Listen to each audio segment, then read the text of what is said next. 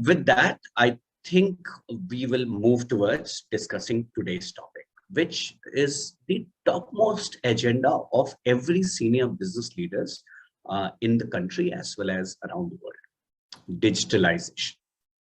Our world was already shifting towards digitalization. Pandemic just accelerated the process and ushered into the fast lane.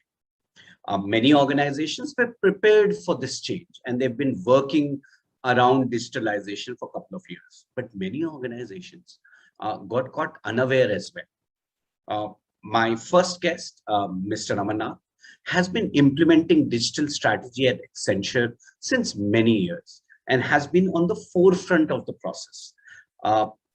I've met him at various occasions, and he's been always thinking ahead of time. And today we will hear from him his learning during the pandemic and changes he had to do in his program, to suit the pandemic as such. So without further ado, let me welcome my dear friend and industry expert, Mr. Amarnath Das. Sir. Hello, everybody. Thanks, Ashish, for the nice introduction. And yeah, it's been a long time that we connected in person, and we would have loved to have this session in person. Hopefully in future, we will get opportunities to do so. Look forward to that. Hello, everybody. I hope you and your family are keeping safe. Stay healthy. Don't let your guards down. We're going through a tough phase of life. So with that, Ashish had asked me to give you a small introduction about me. And as I would have interacted with most of you in some forum or the other, you all would know me. So I thought of giving you an introduction about myself, which is little lesser known about me. So I started my career in early 90s when the recession was at peak and India was trying to establish itself. Few markets were opened up for private players, and we saw the entry of private airlines for domestic come up at that time. Another background to my experience is that due to certain incident in the past, I had decided to settle in Baroda, which I felt it was safe kind of a thing. So I was in Baroda. I didn't want to move out of Baroda, and straight out of college, very energetic, enthusiastic, I joined a process control field instrumentation assignment. And, it was of construction, calibration, and everything. Didn't like much, jumped out of it, went into a software industry for sales, spent a couple of years, and then I did really do well, but I was transferred to Bangalore. So I didn't want to leave Baroda. I quit that job. Moved into telecommunication, IPS, and those days internet service providers was just picking up in mid-90s. So joined them, established as a business manager for the Gujarat. And then, again, they said that Gujarat is too small for you. Go to Bangalore. I quit that job. Accidentally, I got an offer from a travel trade, a TMC. I grabbed that job as a stopgap arrangement because I wanted to stay in Gujarat, in Baroda. So I took up that assignment. But because of my past working in a software and a process control, I was very process driven, and even travel trade was changing. So that company told me, we are not selling ticket, we are selling technology. And in those days, technology was what? A CRS system, we used to call it, okay? Currently, what we call it as GDS. So that was also not available to all travel agencies in those days. So we were selling that. We were selling it to the clients that we can set up an implant for you with a CRS system. You can come and see your booking. You can do this. And that actually helped me, and that fascinated me. I took up that assignment, and things were ever evolving. We were doing paper ticket. People who had by-hearted the fares were supposed to be the top notch in the trade. Otherwise, for international fares, we had to refer to 3 different documents, no automation there, ABC booked and read and find the fare. And when GDS came in, I saw my colleagues literally scared of it. Boss, we might get an ADM. So they still referred to the book. The confidence and the trust was not there. So, I took up that. Then came, from paper ticket writing to printing a ticket. People were scared again. We pushed that. And then the straight way things evolved. We started working on, requisition systems and automations kind of a thing. And it was a good journey out there. But unfortunately, again, I was asked to move to Bangalore. So finally, I spoke to my family and I decided that probably Bangalore is our destiny. We moved to Bangalore. My stopgap arrangement career became my longest career. So it's close to 25 years that I'm in this trade now. So that's a little long, but that's about me. That's wonderful. That's an interesting insight onto your professional life. And quickly jumping on to the topic of today, Amarnath. Before we come to the present situation, I want to understand your digital journey at Accenture in the last couple of years. What were the key takeaways? How was this journey? What did you do? Yeah, it started off little early. We always want to stay ahead of the curve, and we anticipated few things. So automation, technology, digitization is the key to your success of your travel program. And in most of the forums that I attend on technology, I often say that embrace the technology before you get embarrassed. And this actually helps you automate things, reduce the dependency on individual. I remember people were dependent on so much on individual that I want to speak to particular agent on leave. They used to prefer to wait on calls and take his advice than coming. And we thought it is. So the journey, all companies have that in process. You first thing is, and cost was always the, enhance your cost or rather optimize your cost. Optimize. So because of optimizing of the cost, you brought in controls, approval processes were there, and approval was a paper process. You get it signed. You had people, standing in queue outside the approvers to get there, and whenever he's free, they used to get that signed kind of a thing. And they felt that it was again a personal touch. To get that signed, you go and get it signed, meet your supervisors, they sign it. So you get a time to say hello, hi. We digitized that first. Okay, that was the beginning, a decade and a half ago, that we automated the approval process. So we cut on to the human aspect there, a personal touch out there. It was all through automation. Similarly, we moved from implant to outplant. Most of them moved to outplant, to a center of excellence kind of a thing. Now, people again had that touch feeling. We used to walk there. That is not there. Now it is either on the call or through the tools. We enabled the tool for the service providers. And then the issue was we had multiple service providers. Okay. So coordination was tough for everybody. Okay, for car rental, reach so-and-so, for air, reach so-and-so. The coordinates were different. So we automated that. IVR came in too. For telephone, IVR came in. From system, with the click of a button, you could move in there. So these were the initial stages that we did. But again, more than a decade ago, sometime in 2008 onwards, so we took up a T3 program, and T3 was nothing but travel technology transformation. Okay, and we set up our own benchmark. What do we need to do to bring in consistency across? We were a global company working. So we wanted a common level of service across, common platform, touch and feel.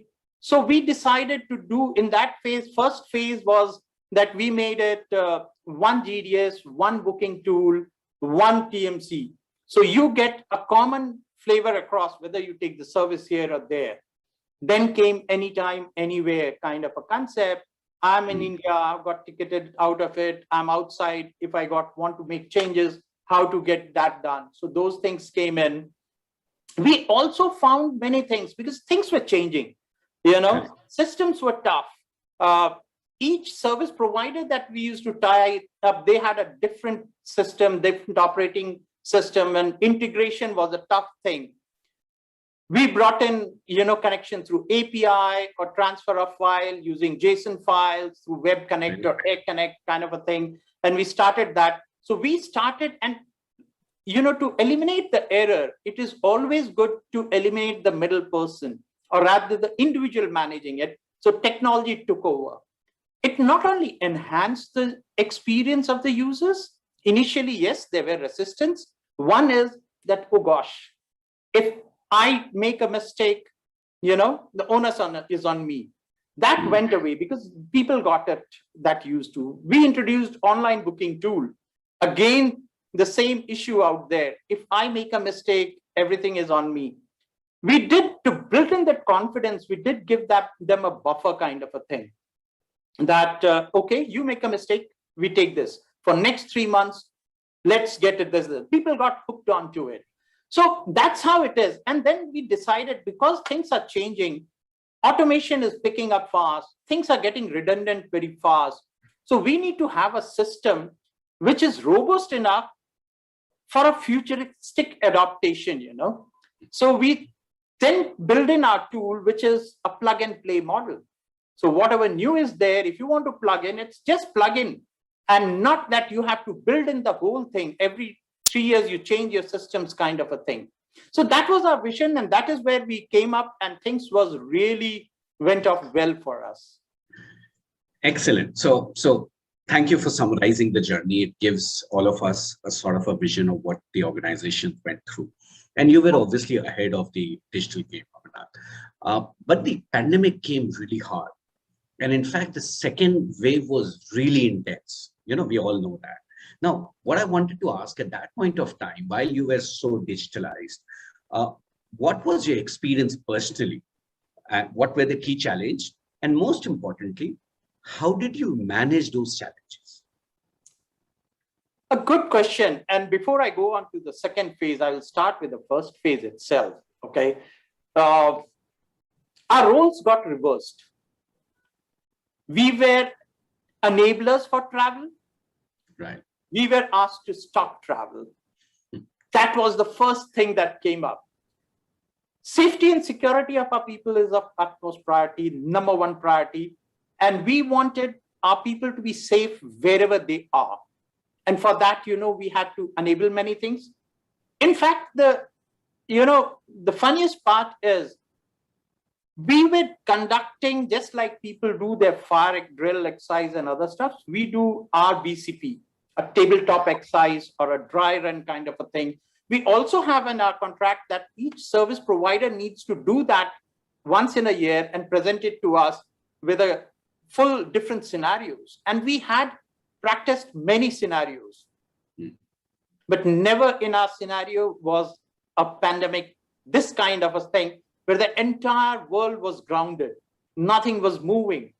And initially was, how do we manage it? First came, stay wherever you are, stay safe. For that, maybe we had to enable few of them, the accommodation. We didn't think that it's going to be this long. We thought it's a 3 weeks, 4 weeks. So we did that. And then realized that, no, it's not a small time. It's a long-term thing that we need to plan. People were not having that much of financial support. So how to convert this stays into a different model where they can sustain, that was another thing that came in. Also, you have a lot of traffic going out, coming in, everywhere when we were stranded. We also had to look into the business. So that business should be least impacted. How we enable that if there is a critical thing. We also got into remote work options kind of a thing for our people.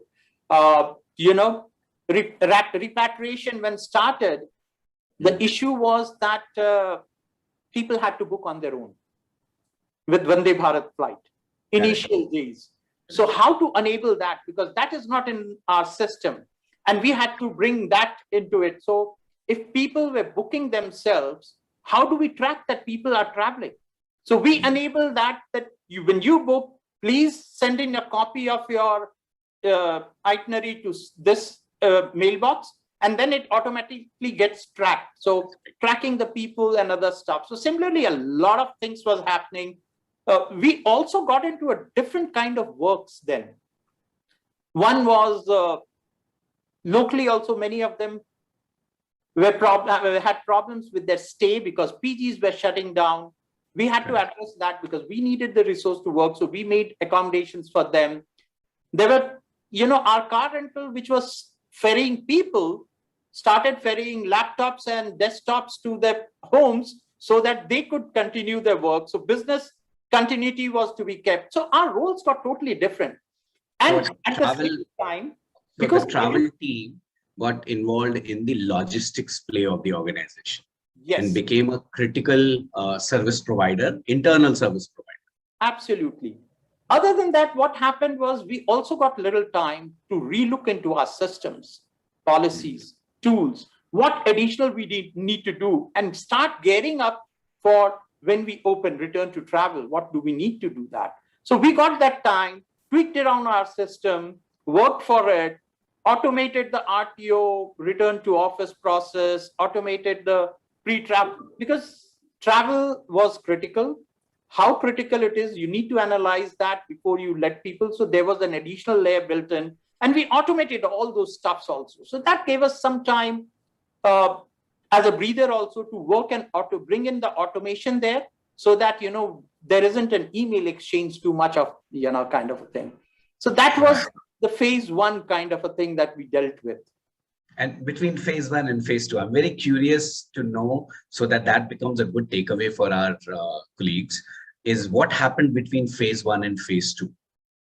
So that is interesting. Phase one and phase two, I would say start, stop, start, stop. That was what it is.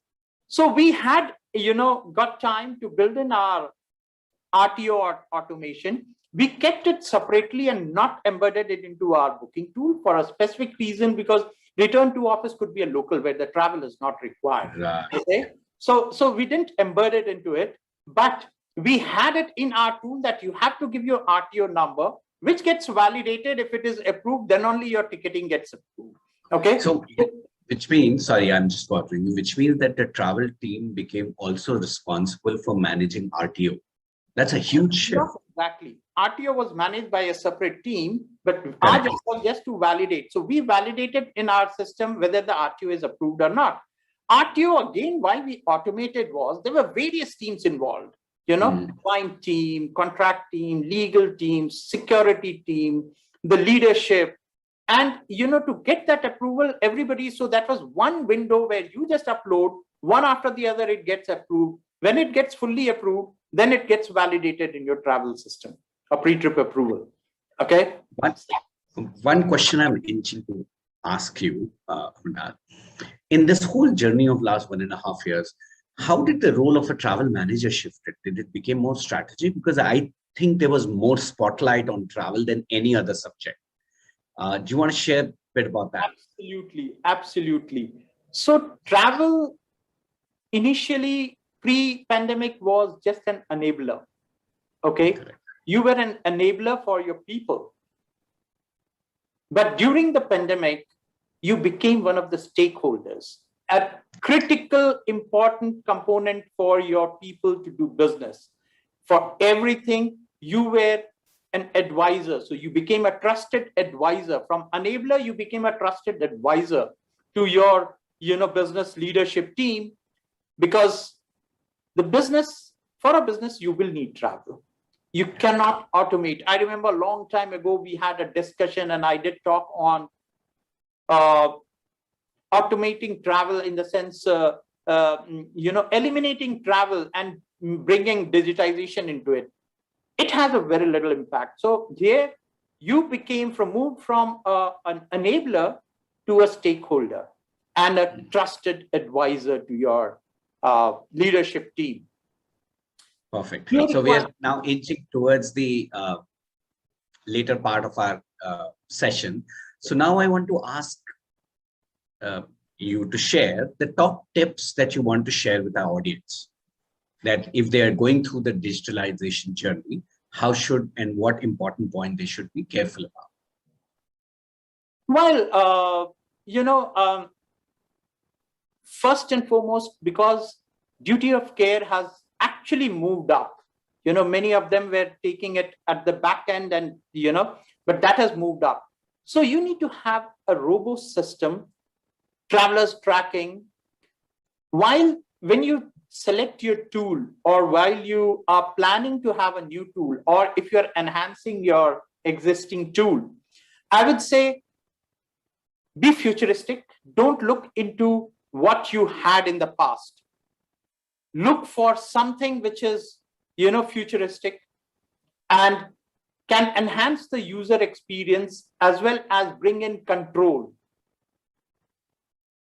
As I said in the beginning, embrace technology before you get embarrassed. Correct. Periodically, you need to revisit your travel program, your travel policy, and travel tools. And most importantly, eliminate the non-value adds. Now, many things is that we add in our program, it becomes redundant, but still you go on recording and reporting such things. Just remove it. All non-value add things, remove it from your program and make it a long-term futuristic travel program. Perfect. Thank you for the key takeaways. Let's take a couple of questions that is coming on our session.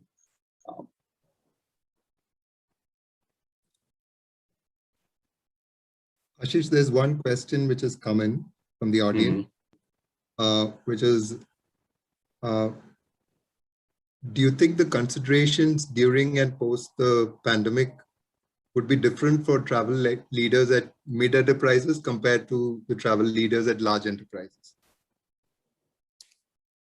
I don't think it would differ too much, okay?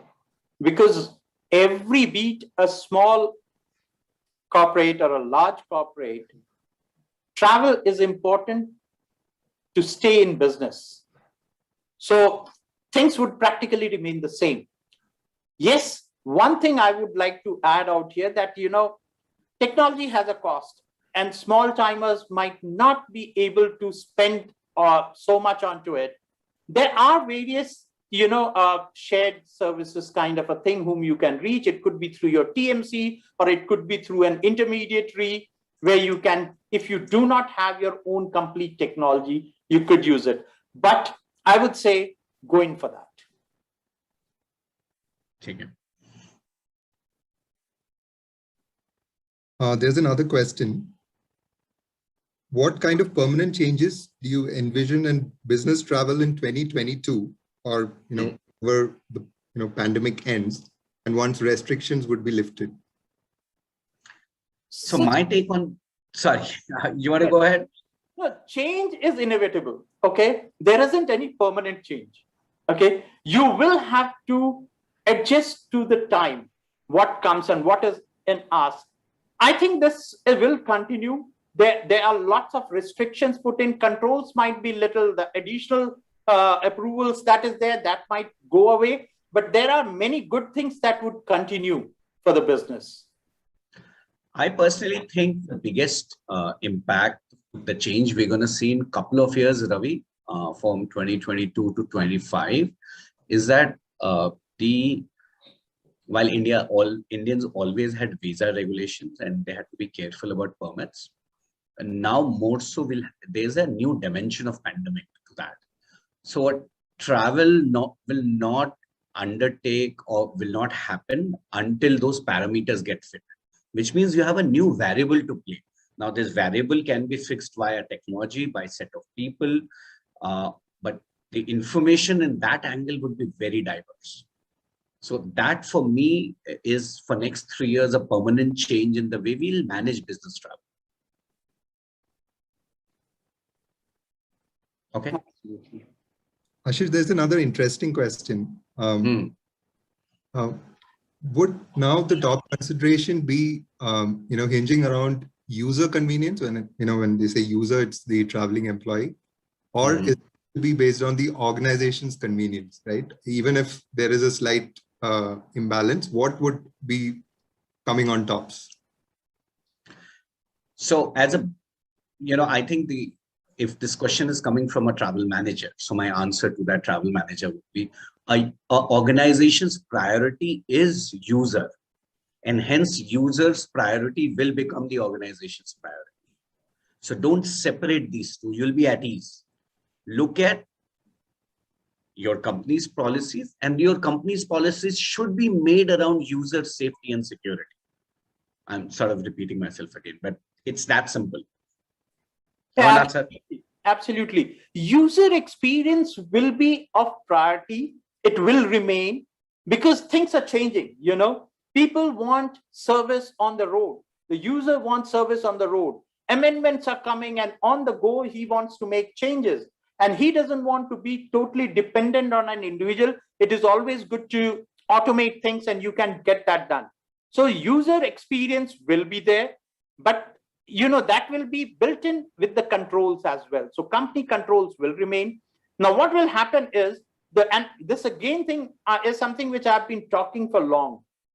Don't have your policy, and that's why revisit your policy from time to time. It shouldn't be a straight line, very stringent. You have to have a box, a parameter given. People are flexible to move in that box. So controls will be there. That might be a little flexible, but user experience will be of importance. Perfect. So Brijesh, I think we are edging towards the end. Yeah, yes, Ashif. I think we'll take two more questions. There's one which is for Amarnath. Sure. With the lessons that organizations have learned during the pandemic, is there a chance that corporate travel budget would be impacted? I don't think so, okay? Because corporate travel budget comes from your business budget. Now, yes, there would be initially a little expensive. Cost of doing business might be a little expensive because there are new regulations come in, but things would get streamlined very soon. So it all depends on what is your cost of doing business, okay? Things might be, and it is very unpredictable at this point of say, like today, if you see the hotel costs have dropped, the airlines, whosoever are flying is only a bubble flight, they have a fixed thing, but there are regulations to it. So it might take some time to settle and stabilize the cost. There might be time when things when things open up and there is a huge boom, there might be a huge variation. So there is a small spike expected in the beginning, but then it would settle down. Thanks, Amarnath. With that, I just move to the last question. So the question is, would travel managers, in order to stay relevant in the new era, would you recommend any new skills, something that they need to focus on, which they haven't focused in the past? It'll be good to hear your views on that. Also, probably good to hear Ashish's views as well. So, as I said, and the whole topic is all about technology transformation, digitization, automation. I think you'll need to adapt to that. And even if you have, try to notch up that, because you need to reduce your dependency and increase your productivity. And that can come from this technology itself, be it your MI or be it your any kind of, controls that you want to build in. It eliminates the error. Perfect. So what I would add on to here to everyone who's listening, first of all, the new skills required in the new world are very different. You cannot say, I don't understand this technology. So while you will have your IT support team, please make sure you deep dive and read API documents. If you need to read a couple of YouTube sessions, you must get into that self-learning mode very fast. So learn technology. How is it done? What is to be done? Similarly, in your supplier relationship, you need to be extremely fast and building a building a network so that you get the information first before the traveler or the senior leader. And the last and most important skill, you are no longer a junior enabler in the organization. Expect a call in the night from the CEO's office saying he needs this information. If you're not expecting it, let me tell you, in 6 months, you will either get a call of asking you for the help, or you will find yourself in a very embarrassing situation. This is very strategic. This is as strategic to an organization as a sales head or an operations head. So get into that mode that you are doing a very important job, because your decisions will define the employee safety and security implementation of the organization. So while it may be done by the HR leader, you are the one who's owning that policy. So please understand the skills required in next 5 years. Technology, you must know. Leadership, because you are dealing with senior leaders, stakeholders. And thirdly, you must get into detailing around the environment. These 3 skills, absolutely important. Am I right, Amarnath sir? Perfect. Ashish, Perfect. I'm tempted to take just one last question. It's really relevant to the topic. So Right. the question to Amarnath, what changes in the travel policy are recommended due to the impact of COVID on business travel? At least 1 or 2 top changes that you foresee. You will have to embed it into your system, many things, like the regulations are changing very fast, whether this travel is enabled or not. Like we heard about the Dubai travel and transit allowed now. Now, can you allow that? But there are still certain, and these regulations are very ever evolving and very dynamic. And keeping that, so you could actually link up with certain portals, put it into a system, so as that people are abreast about what is the latest. Also, when you negotiate, there was another thing that happened between this was negotiation, because negotiations went for a toss.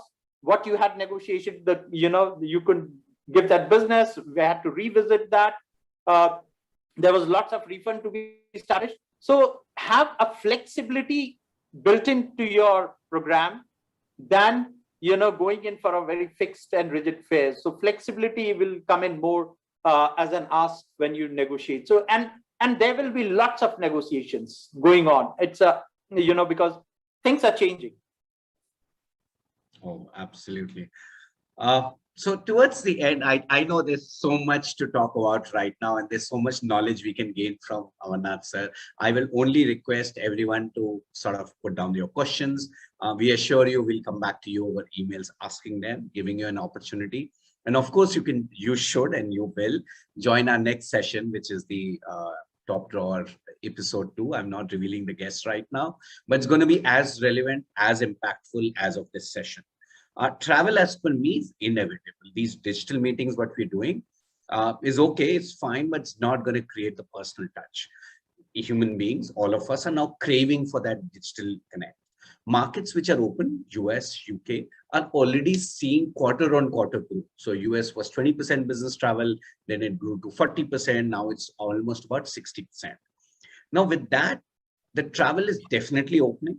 Most of the Indian corporates have now allowing, non-essential travel little bit, but it's a matter of time. If the third wave doesn't happen, we will go to a full-blown travel. And that's where the skill sets are very important. So you, as Amarnath said correctly, you should either get digitalized or you will get embarrassed. Don't get into that space. Get onto technology very quickly if you haven't started yet. Look at the new skill sets which are required. Learn from the journey of leaders who have already gone through such journey. Make sure you don't have pitfall. Create agile policies. Any knowledge you guys want on agile policy, happy to share, and give you tidbits on that. That should be the focus of everybody for next couple of months until the travel starts again. Of course, the travel will start in a very new dimension, very different dimension. Right. So those would be my closing thoughts. Amarnath sir, any closing thoughts from you to all our colleagues? Good. You're good? Excellent.